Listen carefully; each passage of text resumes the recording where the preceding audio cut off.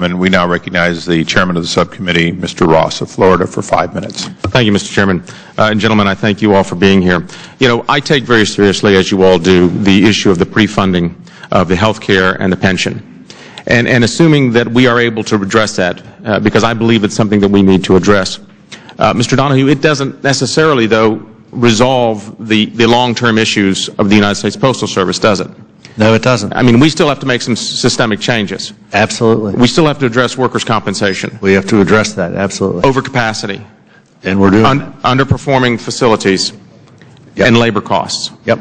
So while we're able to identify that there's a big issue out there, the bigger issue is really the systemic changes we need to make to the Postal Service for the long-term viability. And that's what we've laid out in our comprehensive plan, and this agreement with the APWU from one union helps us to get in that direction. Now, you and I have been able to meet several times, and I appreciate not only you and your staff for the cooperation you've given me and my understanding for my subcommittee responsibilities. We discussed a pay-for-performance plan that has been in existence for about 10 years with managers and supervisors, I guess, about 65,000 of them. Could you just briefly describe how that's worked?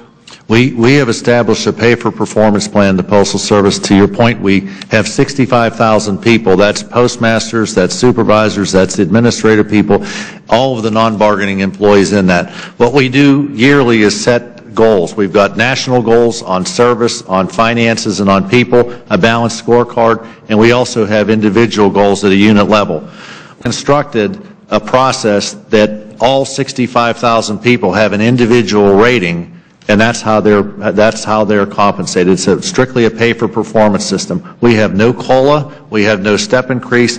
All of our managers in this organization are compensated on pay-for-performance. And what has been in your experience with those managers? Do they like it? They like it. It's competitive. They are on that website all the time seeing how they do, and it has produced tremendously good benefits for the Postal Service and, more importantly, for our customers. Now, translating that mindset to the collective bargaining negotiations that you have, has this type of pay for performance ever been introduced or discussed in a collective bargaining situation? Mr. Guffey and I have had some discussions, and we talked about, what going forward in that area. The changes that we have been able to effect with this negotiation are the most we've ever seen. The fact that we've been able to change flexibility and long-term pay structure indicates that there is a willingness for the APWU to really take into effect our customers and our business. But never wasn't put on the bargaining table a pay-for-performance plan, was there? Well, we had some discussions, but like some of the other things, it's a give and take, and I certainly... And Mr. Guffey, I mean, you mentioned in your remarks that, of course, if the economy were to get better, then that would change things. But in fact, it's much more than the economy. I mean, if it were just the economy always being the driving force, we may still be riding around on horse-drawn carriages or having mail delivered by bicycles. But it really has to do with market changes, with technology. And is it not true, then, that in order to adapt, the United States Postal Service and its employees have to adapt to changing trends in the market, not only the Internet, but technology as a whole? It's true that there's some Americans who will never use the Postal Service again, but they're not required to pay for it because the Postal Service does not receive one dime of taxpayer money. It's everything, the benefits, the wage buildings, everything is paid for by postage. And while the market, there's individuals in the market who will use the Postal Service. But it's more than just the economy. In 2006, we had a good economy, and yet first-class mail started declining significantly. But we could rebound from the decline in first-class mail if we didn't have the $5 billion weight put upon the Postal Service. But it's more than that. I mean, let's be honest. It's a lot more than that. And let me ask you this now. How do you feel about this agreement? We're both going to be honest? Sir? I'm going to try. I'll ask the questions. Okay. Thank you. Now, how do you feel about this agreement?